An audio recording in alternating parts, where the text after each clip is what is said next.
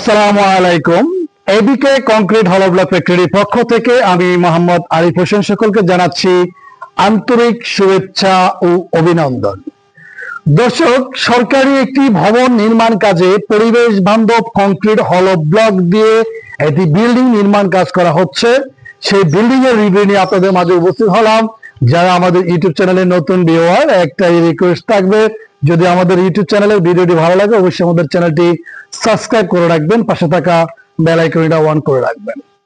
দর্শক, বর্তমান সরকারি স্থাপনাগুলো কংক্রিট হলো ব্লক ব্যবহার করা হচ্ছে প্রত্যেকটি স্থাপনায়। সেই বিল্ডিং গুলোতে, সেই স্থাপনাগুলোতে কি কি ব্লকগুলো ব্যবহার করা হচ্ছে পরিবেশ বান্ধব, সেই বিষয়গুলো নিয়ে থাকছে আজকের এই ভিডিওতে। এই বিল্ডিংটা নির্মাণ কাজে শুধু এই বিল্ডিং নয়, সরকারি যে স্কুল নির্মাণ হচ্ছে প্রত্যেকটি নির্মাণাধীন বিল্ডিং এ ব্যবহার করা হচ্ছে 140 যে প্রোডাক্টটি লোড বেয়ারিং আমরা বলে থাকি, সেই লোড বেয়ারিং ব্লক গুলো দিয়ে কাজ করা হচ্ছে।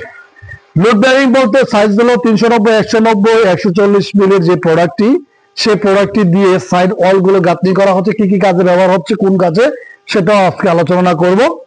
আর ব্যবহার করা হচ্ছে কংক্রিট সলিড ব্রিক্স।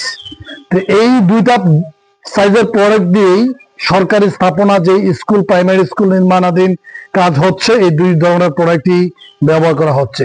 তো দর্শক, যে কাজগুলো কি কি কাজে ব্যবহার হচ্ছে, এখানে দেখা যাচ্ছে কংক্রিট সলিড ব্রিক্স যে 140 যে প্রোডাক্টটি, সেটি ব্যবহার করেছে র্যামের মাধ্যমে। এইটা অনেক জায়গায় দেখেছি আমরা কংক্রিট সলিড ব্রিক্স ব্যবহার হয়, তবে এই প্রতিষ্ঠান বা এই জায়গায় এখানে হলো ব্লক দিয়ে ওনারা করতে সক্ষম হয়েছে র্যামটা, এবং র্যামের কাজটা তোমরা খুব চমৎকার সুন্দর দেখা যাচ্ছে। এখানে যে কলমগুলো, ডিজাইনের কলমগুলো, সেই ডিজাইনের কলমগুলোতে আপনার কংক্রিট সলিড ব্রিক্স ব্যবহার করা হয়েছে। কংক্রিট সলিড ব্রিক্স যেটা বাংলা ব্রিক্সের সাইজে, সেই সাইজের। দর্শক, ভিতরের যে পার্টিশন গুলো, আমরা একটু ভিতরের দিকে আপনাদেরকে একটু ভিতরটা দেখাই।